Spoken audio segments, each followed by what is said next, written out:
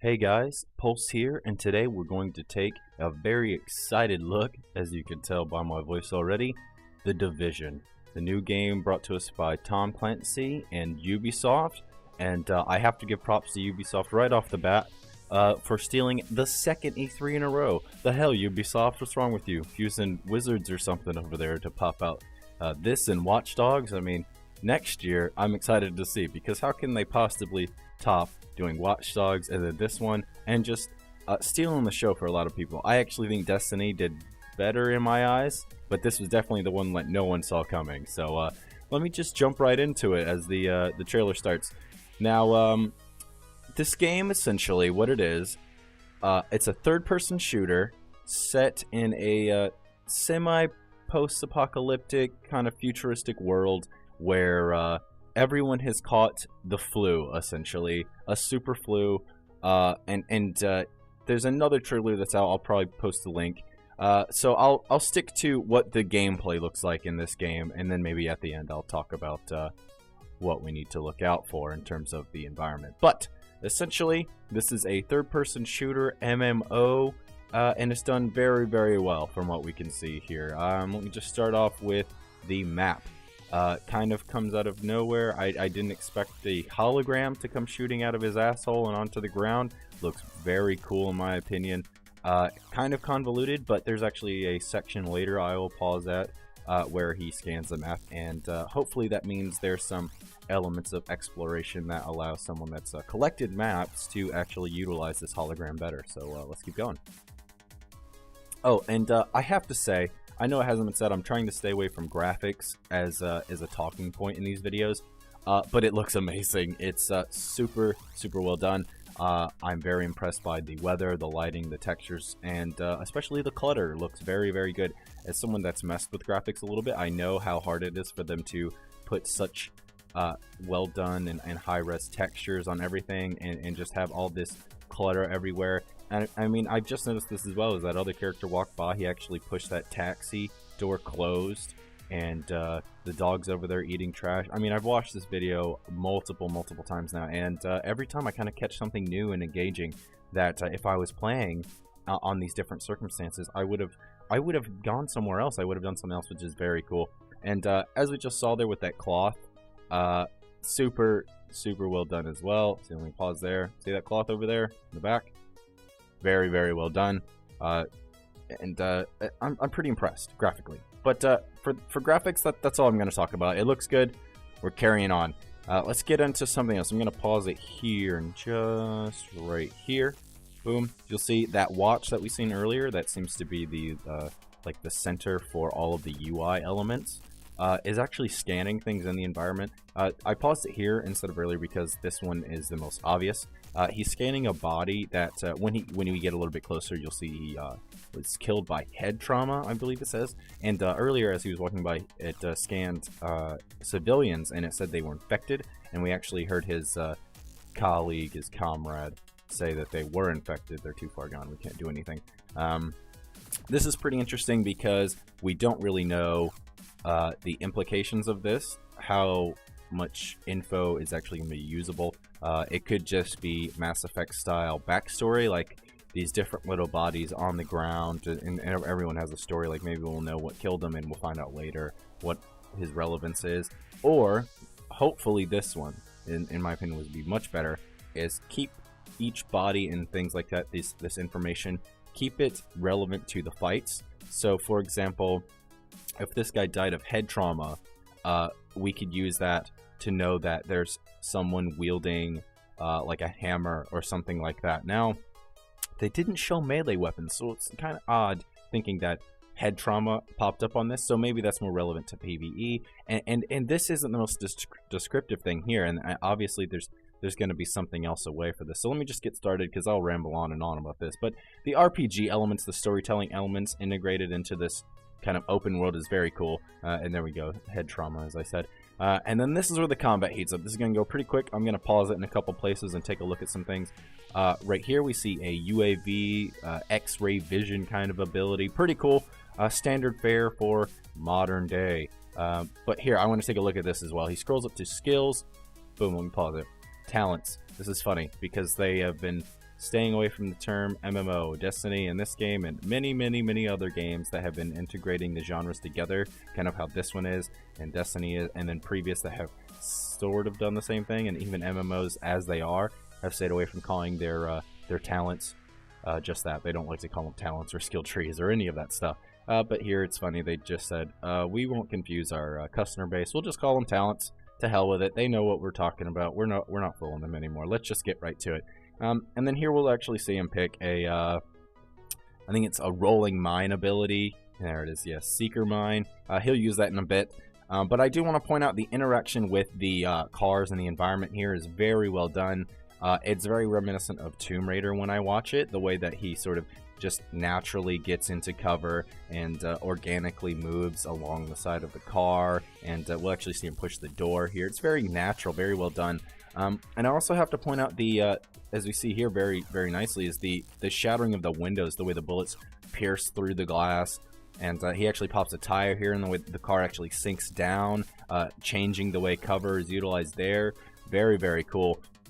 And there goes a turret. I should have pointed out this earlier. The male character he's playing alongside had an ability where he laid down a turret, and there we actually see a healing ability. So very MMORPG kind of stuff coming into play during this heavy action scene. Very cool. And then there was a tablet. I'll actually pause it when we get a better view of him. But essentially, the tablet is an integrated fifth player for us to utilize in some way, in some fashion now. And in this case, we'll see him actually mark a target. He's about to mark a target on the roof, so I'll pause it then when he does so. But this tablet is actually, it's not a mini game. This is an actual person actually playing in real time. Very cool stuff. We don't really know. You know, we pause up there. See, he's about to fly over the billboard that says "Join the fight. Call 555 and roll." And you know what the guy's enrolling for? Death, because he's going to get scanned and a bullet to the brain. But this tablet here is not a mini game. They've been very careful to make sure and tell us that the tablet player is a fifth player worth utilizing. It's someone that can jump in and actually engage with the fight and add to the experience. And they've said that it potentially, if you use it enough and get the sort of upgrades and attachments and customization pieces and that sort of thing that you can put on there, you could even rationalize the decision between, well, do we take tablet version pulse or character version pulse in this situation? Do they flip-flop? That sort of thing. It's very cool to think about that this tablet could utilize rockets and scanning and machine guns and all that cool badass stuff. So let's keep going here. There he is, the scanning ability. He gets shot a lot. You see some XP, and as we've seen before, the experience and health popping up, and the tablet takes a leave because, well, this is pretty scripted at this point. And I haven't made this clear, but these are not NPCs. I should say that right now. These are not NPCs. These are actually players playing alongside the one doing the demo. Pretty cool stuff. I didn't quite realize that, but you'll see at the end it's very obvious. And then here is very cool to me. I have to say I'm very pleased to see that they took the desolate hellscape of an environment from the outside and brought it to the indoors as well. Indoors in games like this have a tendency to be here's our safe haven, we can hide from this and this. Let me pause it right here. As you see, this is pretty cool. This is what I was talking about earlier with the map. It looks like you see some wanted posters and just all kinds of different information, and he's scanning the map, getting positions of all kinds of different things. I mean, it's scanning a notepad we can't possibly see. And I'm hopeful that this adds to, it looks like essentially what it's going to do is add to probably a quest log type feature on the watch, which is, like I said earlier, a pretty substantial part of the UI. It's not in your, like, a start menu. It's very Dead Spacey in that regard, which is not a problem. I'll unpause it as I keep talking on. But as you see, map update complete.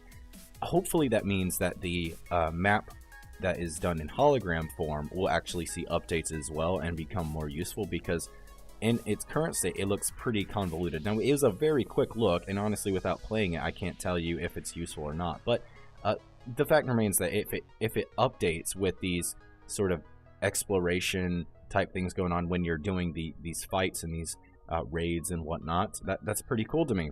And then here, let me just take a look at the loot system in play here. This is very Borderlands in the way it's just go in and you get your box. Now, I assume this means that enemies will not drop. Here, let me pause it here. MK17 SR, you see the damage potential, you see the sort of ammo clip size, and the mod potential, in this case 2. And as he picks it up, let me just talk about the attachments. I'm 99% sure we'll see the standard fare of shotgun attachments and noob tubes and scopes and that sort of thing. But you know what? I hope they really take the overall aesthetic of this game and apply it in that they have some futuristic attachments, but because this is a desolate world, maybe scavenging, you'll see some attachments that are like, I think it'd be pretty cool to see some like modern day bayonet made from all kinds of like scrap metal and stuff. But let me stop there and talk about what we're seeing here. Essentially, this is where they reveal that this is a big open world, and it got me really excited. The moment I heard his colleagues say engage in PvP combat, I knew this game was going to be something different. This is going to be a great game for that reason alone. I just want to talk for a minute why that's important. I'm not going to go long on this video. I just want to say that this game really stole the show for a lot of people, and for good reason. Pretty much what Ubisoft has done here is they've taken the... it really seems like they were motivated by games like Destiny and Journey, and as I said in that video, really blending the genres. And this game seems to be doing it in a different way from Destiny, so you don't have to even compare these two as full-on competitors, because they are different. This game has open world PvP where Destiny does not, and this game, it's just different. So I'm not even going to get into a versus kind of fight here, but I just want to say that it's good to see these kinds of games coming forward, and The Division is one that I'm very excited for. The main reason, again, is the open world PvP aspect, because it has the same sort of mechanics in that you have your skill trees. It has the basic MMO thrown in very nicely with the third-person shooting. Now, third-person shooting doesn't look over the top innovative, but it does look fairly well done. And you see the skill trees, which are they don't look super innovative by terms of MMOs, but the fact that they are in there, and the system looks pretty robust and chock full of abilities, because as you saw earlier, the watch actually had a whole bucket worth of skills, and for some reason bucket was a huge measure in my mind, but it's a large selection for sure. And between that and the way you can choose your skills and customize your skills, and the fact that you can choose different mods for your guns as you go along, so it has the same feel of Destiny and Borderlands and these games that I'm comparing it to. But I feel like this game is going to have a different feel for the fact that it does have the open world PvP, which I've mentioned already, where anyone that's played an MMO with open world PvP will know that you never quite feel safe. Even if you are a badass, you never quite feel safe, because you never know when you're going to get ganked or you're going to get screwed by another group of players. You never quite know if your back is turned in the right direction, if you're prepared for what's around the next corner. You never know, and that's super exciting. And for that reason alone, I'm very excited for The Division, because it's what I've wanted in a game. As I mentioned with Destiny, I wanted to have these games come forth where it's not just one genre, it's multiple genres blended together for multiple different kinds of players, and this is definitely one of those that's pushing the envelope for sure. I'm very glad to see Ubisoft really going out there. Like I said earlier, I'm very excited to see what they put forth next, because Watch Dogs is really innovative in the way it looks, and this game looks very innovative as well. Hopefully they can keep pushing the envelope and keep us all engaged. This has been Pulse with Nova Pulse Gaming. Again, I just want to thank you guys for watching, and I'd like to say, please like, subscribe, give some comments down below, follow on Facebook. For goodness sakes, follow on Facebook and see my updates. Again, this has been Pulse. Thanks for watching. See ya.